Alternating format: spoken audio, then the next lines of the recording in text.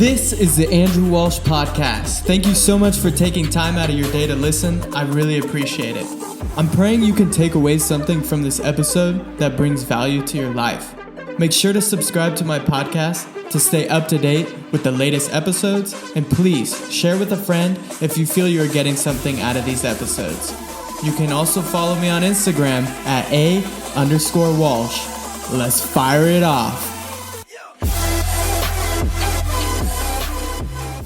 All right, how we doing today, folks? I'm so excited for today's guest, Christina Papandrea.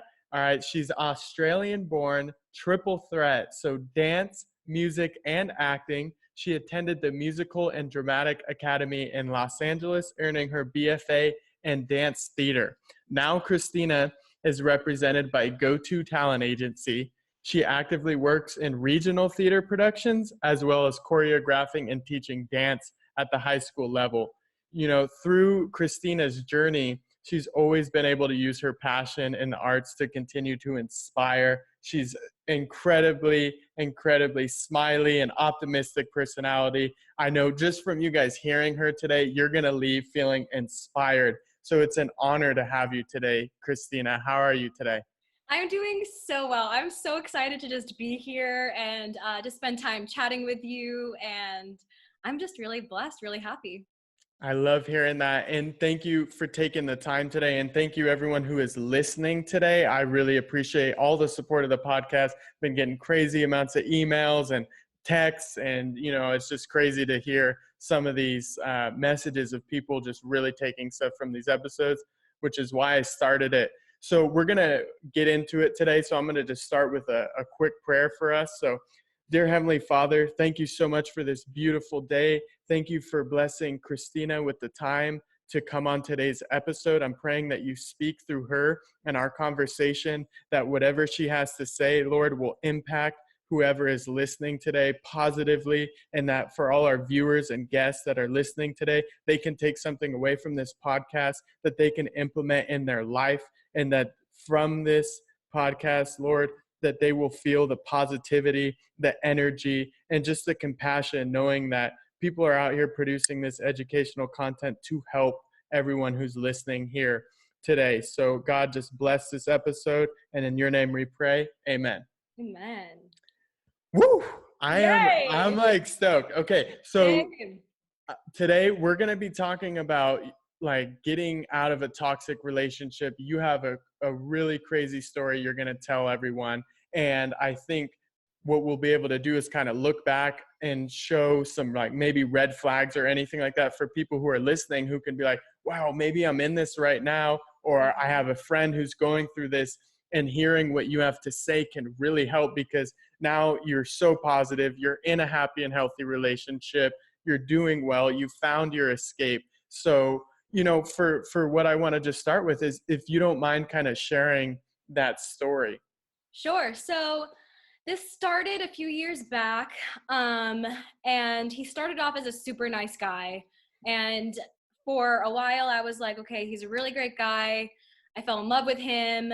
And then 9 months down the road, little things just started happening that kind of felt uncomfortable, with drug addiction and just a lot of negative things in this guy's life that I didn't think was bad at the time. I was kind of like, oh, maybe I can help him. I know that he's struggling. What can I do for him? How can I help him get through these dark times, struggling with addiction and whatnot?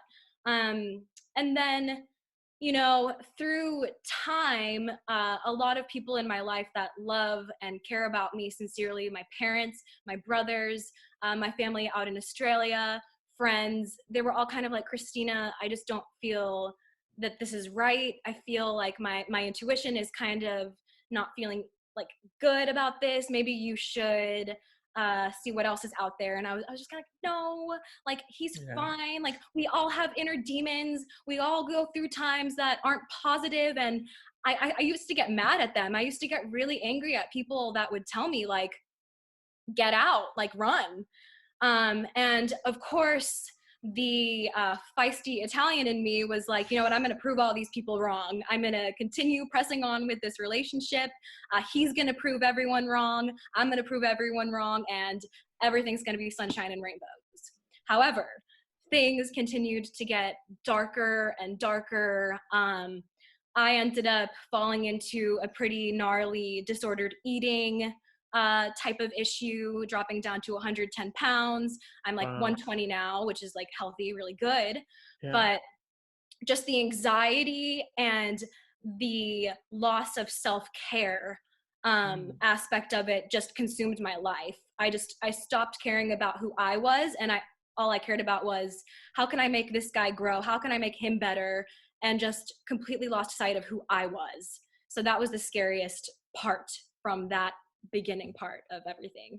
Yeah, wow. Well, thank you for sharing that. And I just know from what you're sharing, I think a lot of us can relate. You know, if I look back at past relationships, it makes me now realize how important the people you have around you is, because a lot of times in these relationships, and you know, you were in love and you're just infatuated with this person, it's a term like you have blinders on, right? Yeah, People from the outside are telling you, hey, there's some red flags, there might be some things going on, but you're like, you're so in the relationship that you can't really see it yet, yeah. you know, and you kind of, that sounds like what kind of was happening here. Oh yeah. And like, one teaching moment for everyone who's listening, that's why it's so important to have a great crew of people around you, because they can kind of warn you, or they could have the adverse and be like, oh no, downplay it, stay with him, he's Yeah. fine, you know, and they feed into negativity as well. So just And a that's the quick thing, talking point. is like, I love my circle of friends. I love my parents and my brothers. And it's just so incredible how, when someone can have such a hold on your mind Mm-hmm. and be such a master manipulator, how they're able to truly convince you that they are the only person who knows the truth. They are that one person that knows what's best for you, which was me at the time, and everyone else around me is lying. Yeah. So my family would always tell me, like, okay, Christina, if everyone's telling you around you that this isn't positive, why are you believing this one person? So it was that battle of, and that's what's interesting though, is there was always that inner voice that I did shut down. So if you are someone listening, and if you feel like you have ever heard that inner voice, lean on that and lean on the inner voice, because that is the truth. That is, in Christianity, the Holy Spirit speaking to you, Yeah. and not to ignore that, because that is a calling for you to go in the direction and what's positive for you, and not staying stuck in something that's going to be detrimental to your health, your mind, your body, everything. Yeah, I think what you're expressing too is your experience, you know, and I think I really applaud you for your bravery, you know, reliving and sharing this experience, because sometimes we don't learn until we're out of something. And I think for you to kind of come on this podcast and share your experience is going to be relatable for a lot of people who are listening, because I think God actually puts certain people in your life for a reason. And he knew, like, he knows what your end is going to be. And he's just filling in the rest of your life. And he put this person in here because he knew you were strong enough, you were brave enough to overcome it, to come out better, and then to go out and educate and share your story to help maybe somebody who's going through that same situation. You know, you were talking about kind of hearing an inner voice. Um, when you heard that inner voice, and as things kind of were getting worse, what was that kind of straw that broke the camel's back that you were like, all right, I need to make a move? Yeah, so he ended up getting very abusive in all kinds of ways. And once it kind of got to that part was when I realized that domestic violence isn't just, I mean, physical, right? Like, we learn domestic violence is someone's getting hit, someone's getting choked, someone's getting hurt. But we fail to sometimes recognize that emotional abuse is abuse, and Mm-hmm. emotional abuse is still under the category of domestic violence. So once I kind of was able to put those two together and realize, holy crap, like, I am in this situation that I hear other women talking about, and that's me on the other side now, I suppose. of being in something that's domestic violence related, you know? So once I started being more awake and aware of my surroundings and the person that I am with being violent and just not good, you know, all of those skeletons started pouring out. So I was able to create a plan with my father and my mom to just get that relationship done with. I ended up leaving Orange County and going up to Monterey Bay with my dad, and then Wow. going out to Henderson to their home and just chilling and just escaping Orange County for a little bit. So it was crazy.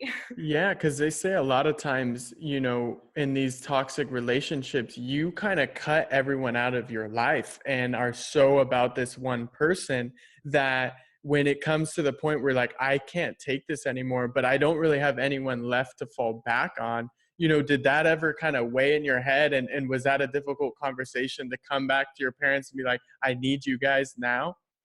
It's really interesting how it all kind of unraveled. So I wasn't allowed to see my parents. They didn't want to see me at all, except my mom was willing to see me at church on Sundays. Wow. So I would see my mom for that hour mass on Sunday, sitting next to her, the elephant in the room in church. But um, it really just motivated me seeing my mom and just knowing that every time we were holding hands praying, it was kind of like, this is my mom. Like, she's gonna get old one day.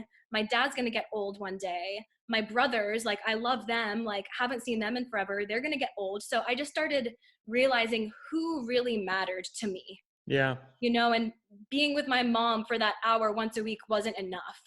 You know, Yeah. it wasn't worth it anymore. Wow. So once that kind of clicked, I was like, I need my family. I need my blood, you know, back. So that was kind of how it all clicked in the end, was those moments with my mom Sunday mornings at 8 a.m.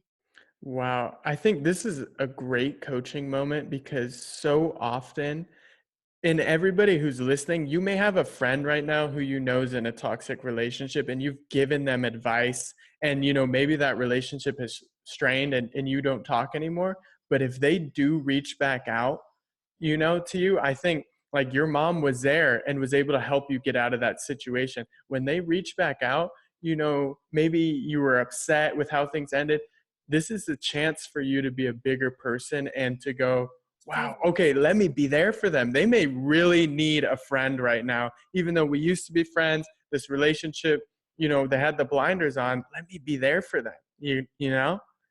And it's something where, like, for me again, and just my personality type, it was really difficult for me to admit my wrong and Yeah. to um, finally surrender to the fact that everyone around me was right. You know, so that for me was difficult, which Yeah. sounds silly. It's like, oh my God, that's so silly. But it is. It was difficult to just be like, you know what, you guys are all right. I'm done. Yeah. And I know that is so hard for anybody. It's really hard to kind of admit that. But once you get it off your chest and you start feeling these people come around you, that kind of segued into my next question for you is, once you kind of cut ties, you were back with your family, it's not like you can just undo that or just hit delete and all those memories are gone. What helped you kind of come back and see that light at the end of the tunnel and get your positivity and your sense of self back? Right. So, of course, spending so much quality time with my dad, because my mom, I think she was in Australia at the time when this was all happening with my grandparents and everybody. But just that quality time with my dad, and just knowing that everything he was saying was the truth. So everything that he was saying as far as Christina, you're beautiful, or Christina, this, I was like, my dad's not lying to me. Like, my dad loves me, you Hmm. know? So just listening and believing the truth that my father was speaking to me was very helpful. I did get a life coach, Oh, actually. nice. Her name was also Christina, or is Christina. So just having the same name, I was like, this is a sign, this is something. So I Hmm. started doing a lot of self care and self work with her, and that has been incredible. So definitely definitely just the coaching on self-confidence and self-love, because at the end of the day, that was the issue. I wasn't aware of what I was worth. Yeah, I wasn't aware of how much love I gave is also the love that I should also be receiving. It didn't make sense. I was like, but I am loving and he kind of loves me, but I'm not, that's not what I'm worthy of. I'm worthy of the greatest love, and I have that now. So I'm so grateful. So so so grateful.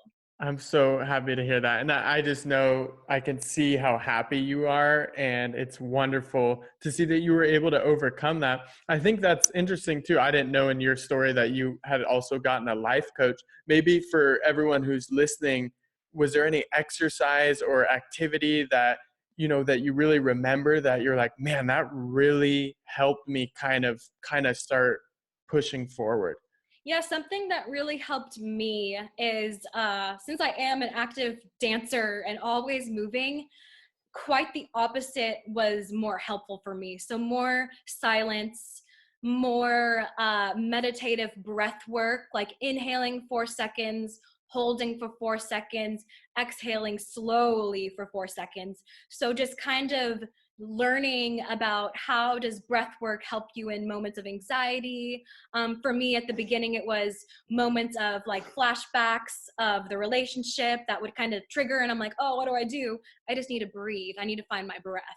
Hmm. So for me, who's generally very physical, it was more about the slowing down and more about the breathing.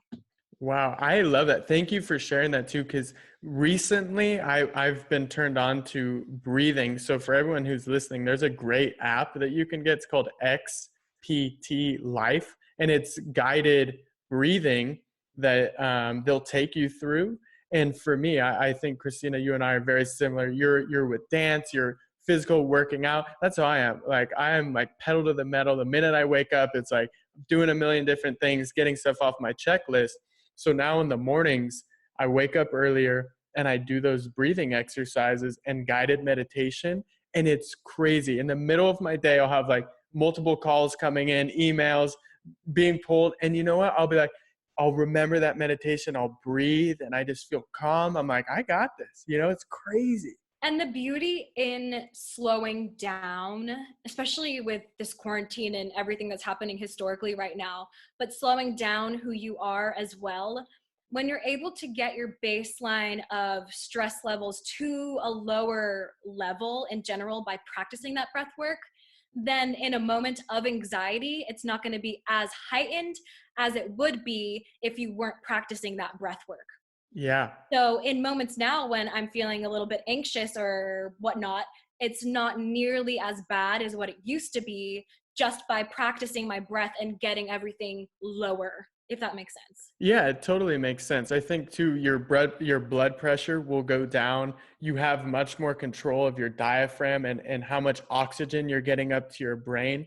And a lot of times, being in physical fitness, I know we get stressed so that, our nervous system turns on. It's like that fight or flight. Mm-hmm.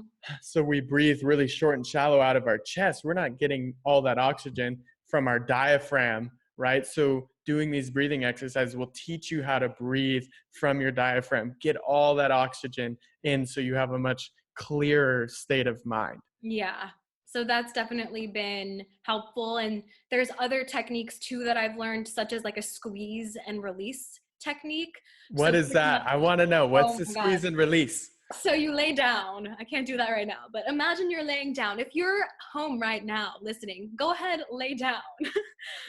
Pretty much you start with squeezing the lower parts of your bodies first. So starting with your feet, you'll squeeze it and tense it up super tight, like literally as tight as you can, and then release it. So you do that moving from the bottom of your body up into your face. You literally squeeze your face. It's really silly. And then you relax it. Wow. And then once you go through all of your body, you squeeze everything like crazy, and then you release it. And I can't even explain again how helpful that technique has helped with anxiety and just I love it. life. We're going to do a YouTube video of that. I'm telling you, we'll Oh, do a yeah. Zoom and I'll post it on YouTube of the squeeze and release and I'll have you guide us through it. I think that's great. I've never heard of that before. Yeah. So that, and then again, like through everything, I mean, working and being a teacher with dance and performing, um, dance has been something in my life since I was 4 years old. And just having that through that relationship and having that something to keep the life in me, you Yeah. know? So just that being in my life and something that's remained constant as well has helped or had helped through everything I and think, still does. yeah, it's so important. I think for you, I think everyone needs an outlet, right? And I want to kind of dive into how dance is that outlet for you and kind of what you feel. Cause I know personally for me, it's fitness, but it Mhm. doesn't always have to be something active, right? Everyone can find a release. I mean, I've done with, Gemma that Pinot's palette, just painting. Oh yeah. And I'll never forget, I don't paint. It's not like something I do. And I was so quiet and calm. And she was like, holy cow, like I never have heard you like not say a word. I'm like, whoa, like I was, just a release, like something different. So how do you think, dance or even just like helping in coaching is kind of serve as a release for you? So in general, when you're dancing and when you are able to just press play on a song, and anybody can do this, there's a big misconception with dance in the sense where you have to have the technique, you have to take all the dance lessons, and that's how you're a dancer. But this isn't true. When you're born and you're a little boy or a little girl and you're 2 years old and you hear a song, you're going to start bouncing. You're Yeah. going to start hearing the music. You're going to start moving. So, in general, like humans want to move. We hear music and we kind of want to do something. So anybody can dance, anybody can move, press play to a favorite song and do whatever you want. And that to me was what drastically helped. I would get to work early in the morning um, in the studio, put on a song that I just felt I needed, and then just move before any of my students came. So it wasn't that it was perfect, it wasn't that it was an exquisite performance, but it was the fact that I was playing a song that meant something to me in that moment, and I was able to move. I love that. I think, growing up with my younger sister, Aubrey, and, that's how I know you, is I've went to so many of her dance recitals and dance competitions. And there's times where just the music hits and the way people are moving, you're like, whoa, I feel something. It's like, whoa, is this like spiritual or what? But I think that's great because I know everybody who's listening right now, you can think of a song that will take you back to a memory, and I think that's so important to just, in those tougher times or when you're feeling, play that song and then take it a step further, move, and kind of feel that Yeah. song out. And it doesn't need to be perfect. That's the thing too. It's like look silly, like have fun. It doesn't need to be, like I said, this big exquisite performance. It's just about releasing that energy. It's not serious. It's fun. Yeah, I love that. I think it's that's what life is. It's all about having fun. And Christina, you've done such a great job today on this podcast. I really appreciate you sharing your story. One thing I always like to do is ask our guest, what are three life takeaways that you would give for our audience who's listening today that they could walk away with knowing like, hey, Christina gave me these. These are things that I will remember. That is so tough to narrow down to three. And I'm putting you on the clock. This is not like I asked you this before I either. know. Um, a huge takeaway that I learned that's my number one was actually from one of my college professors that I love and adore still, is just move towards what moves you. So if something is moving you, whether it's art or whether it's gardening or playing basketball or just something that might make that excitement move, then move towards it. Mm. Experience it. See what happens. Maybe you're good, maybe you're bad, who cares? You tried. Yeah. So definitely that. Take time to connect with your parents. I have friends who don't have their dad around anymore or their mom around anymore or have no parents anymore. My mom just lost her dad. I just lost my grandfather. So just spending time with your family, calling your parents, being close with them, that's just a relationship that is so important to me. So just loving your parents and your siblings and just making them they're everything. So your family, your parents, they're not always going to be around. So give them a call, tell them you love them, and just enjoy who they are and learn from them. Yeah. So that's awesome. That's also super important. This is difficult. Third one. I think it would just go back to being just don't take yourself so seriously. I do that. I feel like I take myself seriously sometimes, and I just need to relax and have fun and enjoy the ride of this life that I'm blessed to live. I love that. I always say that. I pray that in the morning, like, God, help me to not take life so seriously, to smile more, to laugh more. I think it's so important to just, like, hey, this isn't the end all be all. I'm going to be protected. I have good things coming to me. And I think you did an amazing job. And I love your takeaways for just kind of putting you on the spot there. I always want to make sure the audience has an opportunity to get in touch with you, whether it's email, social media. So what's the best way for someone to get in touch with you? Sure. My Instagram handle is at Christina, Christina,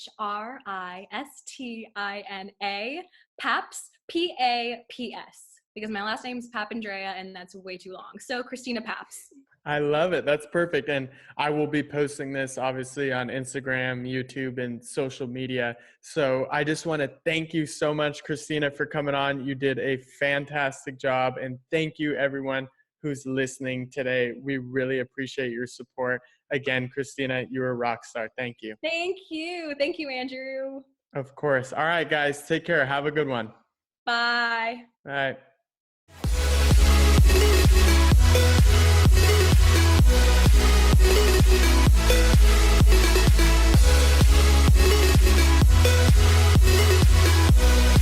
We'll be right back.